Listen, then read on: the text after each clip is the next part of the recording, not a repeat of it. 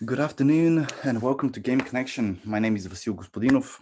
I'm part of the marketing and business development team here at Imperia Online. And today I'm going to talk about monetization, growth, and how to make your game from zero to hero. In other words, from player to payer. A bit of an overview of what we're going to have a look at today.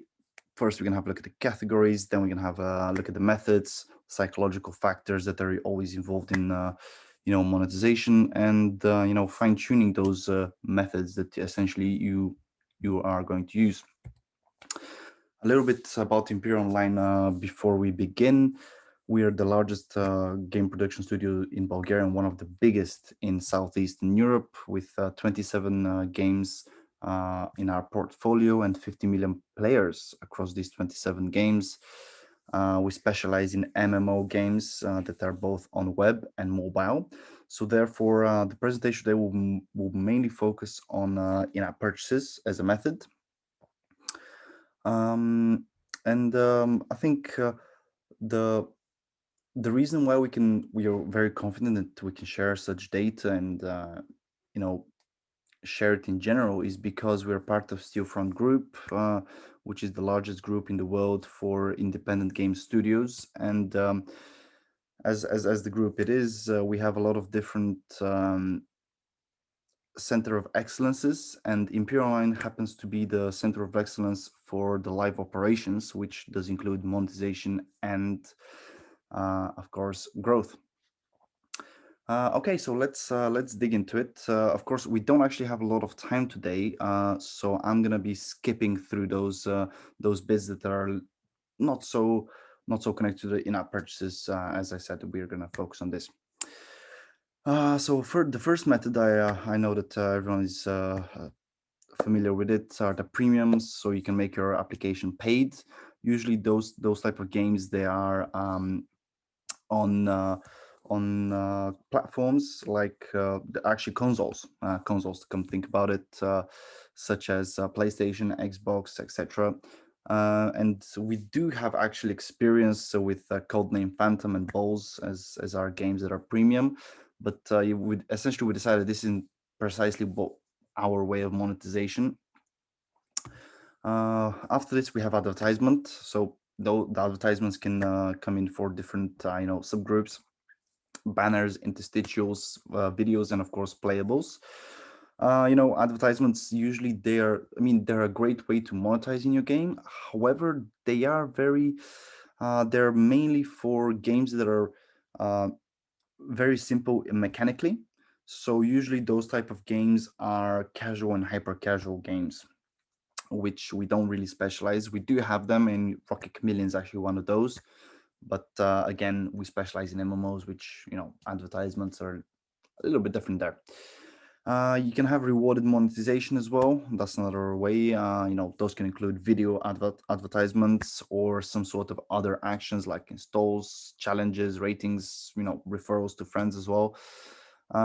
We did actually have experience with this, but we decided that if we had to focus on in-app purchases in general, we need to make sure that we stick with only one method, and that's something I would definitely suggest for you guys if you are kind of. It really depends on the game that you're making in general. The next one is subscription. Now, usually, the trick with subscription is actually you can pair it with pretty much every other monetization way, and that really is with all five. Um, but again, really depends on the game. But subscription, what it is, it's actually not a direct subscription to a game, but a subscription to a gaming related service within the game. So it gives you kind of a bonus. And actually, we do have subscriptions in Imperia Online and in our games in general, um, which do help further monetize, and increase your revenues. The last bit is in-app purchases. Now, those that we are very good at, and in-app purchases, they can you know they are they can include virtual currencies, packs, goods, exclusive content, discounts, holiday content. Which kind of all of those can be you know, mixed and matched at the end of the day.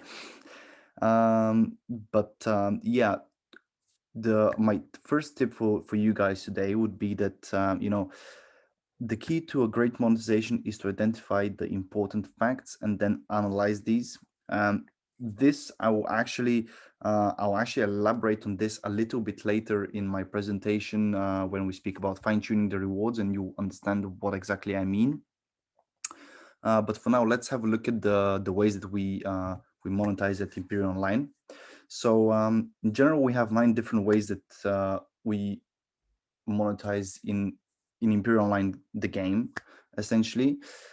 But again, we have an in-game currency, virtual currency, that is actually our main and only way of kind of monetizing in terms of, you can only buy something with real money, and that's the in-game currency. You can't buy stuff like gold, wood, etc. with cash. You have to go and get the virtual currency, which is diamond. So usually you have one of these, that one or maybe even two, really depends on how complicated you would like to make the game.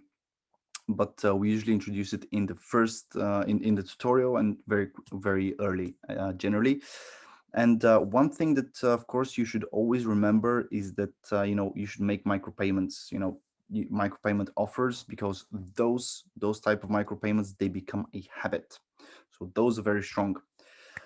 The next one, which I'm going to share, because I'm not going to share all 9 different methods today, is the temple. The temple is actually one of the main spots in Imperia Online, which here on the screenshot on the right hand side you can see the village, is actually one of the main places where we actually monetize. As you see here, it actually says 19% of all in-app purchases in the game, and that's actually completely true, because it actually introduces the player to rewards, and as well as to the virtual currency. So we actually place the temple, we introduce the player to the temple in the beginning of the tutorial. So our tutorial is consists of 33 steps. I think we introduced it about step 9 or 8. So I'm not 100% sure, but roughly around there. So fairly early. This means that the player is aware of the virtual currency and aware that they can receive bonuses from the temple, and you know if they should they require it, they know where it is, and they can start spending, of course. So my second tip for today would be that the earlier the introduction of the main monetization method, the better. It's very simple. That way the player just knows that it's there, and it's there to help. Okay, so the next method that we use at Imperia Online is actually in our newest game, Siege World War II, which we took from our colleagues at Simultronics, who are actually part of Steelfront Group as well. We took their game, and we started, improving. We took it for live operations actually. But we have cards, so items / collectibles, whichever way we like to call them, and those are very good way, because you can always they are used to boost performance, and generally they can be used, they can be improved directly or indirectly by spending diamonds. Directly, by spending diamonds; indirectly, by buying another virtual currency, such as actually, as the screenshot in the middle shows, that we actually have gold in this in this game, and it's actually the secondary currency here. So yeah, those are really cool ways, because you can always improve the card, and the more cards you get, the stronger they become, so the more effective it is. The next bit is actually research time. Now, this is a very interesting one, because time as itself, it is valuable to everyone, and you know it does speed up the game progression. So you can essentially you can spend diamonds, in this case, to finish the caravan station, as the screenshot shows. You can do it for military. So You can upgrade units in training, and instead of waiting for like an hour and a half, you do it in like instantly. Of course, there are a lot of people, players that might be impatient in general, or they might require a quick recovery after a battle in order for them to fend their kingdom, or they might want to uh, upgrade their troops in order for them to attack someone else. But again, that's something that it's time. So if you have a time, if your game is time related, then you can certainly use this to your advantage, and monetize via it. The premium is the next one, which actually this is my favorite one, because it's actually it's essentially it's designed for players like myself. I don't have a lot of time, and when I get to a game, I need to spend a lot more in order for me to be on top of the game. And actually, this premium is actually specially designed in such a way that it looks like a subscription, but it isn't a subscription, because you kind of you it's you're not exactly subscribed, but you pay with, of course, currently it's with diamonds, with the virtual currency, and it gives you some sort of bonuses. Obviously, they're not the same as the subscription, but at the end of the day, if you don't want to subscribe for an indefinite period of time, this would do. And essentially, the premium reduces the time needed to tend over the empire in this situation, but in general, it just reduces the time that the player uh, you know needs to spend in the game if they don't have that time. So yeah, this is really cool feature that we have, and yeah, it's brilliant. The next one, and the last one actually, that we have here is the subscription. As I mentioned, you can mix and match things, and now our subscription is called the Alliance subscription, and it's actually it is a quite cool subscription, because the way that it works is it can work singularly or collectively. So it brings bonuses at the end of the day. But if you are in an alliance, if you have the subscription and the rest of the players in the alliance do not, your subscription bonuses would spill over to everyone else within this alliance. And that's something that it's really cool, because it motivates the other players in the alliance to go on and upgrade and get the subscription, because they can build over. As the screenshot actually here shows, this is a level 3 subscription. So you can always upgrade. The more people get it, the higher the bonuses, and so on and so forth. And another tip that I would like to give you guys, because that's a very important thing, is to have a wide variety of payment options, because this will only have a positive impact. Trust me on this. We at Imperia Online have 300 different ways of monetize of payment options. Sorry, and this kind of, I don't want to sound a little bit negative here, but what it does is that it kind of doesn't. It makes the player, uh, because if a player does not have Visa and has some other ways of payment, they can choose that. So the more the better. It's very simple. It's one less thing for you guys to worry, because you're not monetizing because you don't have a certain payment option. um Great. So let's move on to the psychological factors now. um you know monetizing is monetizing and growth in general, they are quite complicated, and they are um it's very interesting how it works. But I'm not going to spend a lot of time on the psychological factors, because those things are not something that you can explicitly control, but it is something that you should definitely know. And the first thing to begin with is the flow theory. Now, the flow theory actually dictates that and I'm pretty sure that every person in the world, whether they've gamed or they've read a book or whatever they've done, they have experienced this, and the flow theory dictates that actually, um, the player is so engaged with the game that they, at some point, they're so involved with the game that time flies a little bit quicker. And obviously, the more involved the player is within the game, the more emotions would go through them, and obviously more, they will probably be spending more. And actually, that's actually quite true, because the different emotions, I mean, some of the emotions that I've listed here, like curiosity, comfort, ambition, there are a lot of players out there that they play the game and they just want to be at the top. So all these factors, such as impatience as well, can are very good for monetization. And you know impatient is actually very, it kind of helps. Impatience is currently is actually, we can connect it to the research time that we were looking at a little bit a few minutes ago. And it's something that those emotions can definitely trigger, of course, payments.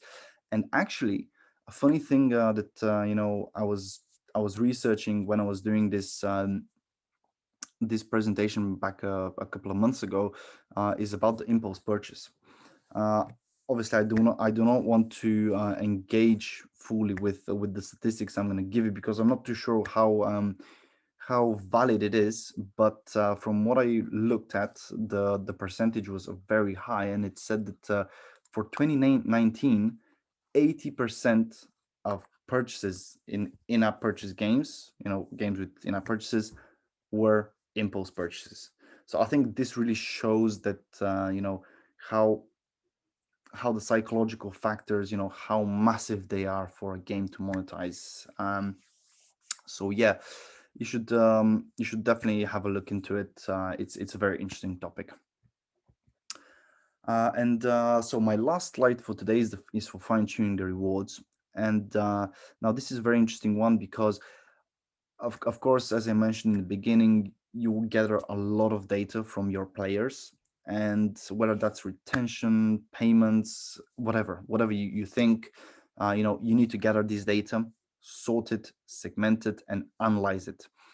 uh, Based on this, what you can do is you can begin to fix your monetization ways in the game, so that, let's say, if you have different diamond packages, you can begin, based on this data, you can begin to make those kind of offers. And variety, fixing an offer should always have a variety. That's why we have like, I think it's a seven or eight different offers that we have for the virtual currency, which is the diamonds. So we have from micro payments for like for what is it, 499 euros, to massive packs for like 199 euros. So you should always have a very wide variety, because people like to have a good choice. They like to be spoiled for choice. Increasing rewards, now those are very interesting and they're very cool. So if you have a pack of 5 diamonds for 599, or no, for 499, sorry. And I'm just doing the math in my head, so that's a little bit slow. But if you have another package that's double this, what you should do is, instead of you should add like 10 more percent of diamonds, but of course the price should remain the same. So 10 euro, you get 10 diamonds, including 10%, so 11 diamonds. And this should translate to the bigger packages. The bigger the package, the bigger the offer, the more increasing reward, like in terms of percentage, you should give. That way, kind of incentivize the player to go in and get the bigger package. And actually, this comes to my next actually bit, is that you should always have an irrational package offer. Now, usually those are made for the really really big packages, like the one for like $200 or euro, whatever currency you're using. And what it really dictates is that you have one package that's 200 diamonds for 200 euros. The other package is exactly the same, 200 euros, but you have 400 diamonds. So this, it the again, there's this psychological bit that the player would say, why would I spend 200 on 200 diamonds when I can spend 200 euro on 400 diamonds? So yeah, you should definitely have a irrational package offer. I've seen it in smaller packages, so that's something that you should consider as well. And of course, last but certainly not least, is you should take care of your players and payers. Actually, payers mainly, because you know with the pairs you should always be generous to what you give them, and hence the increasing rewards, and the variety of what you give in terms of packages. But being generous would give them a very good feeling, and they would continue to buy, and they would come back. And you do want satisfied players.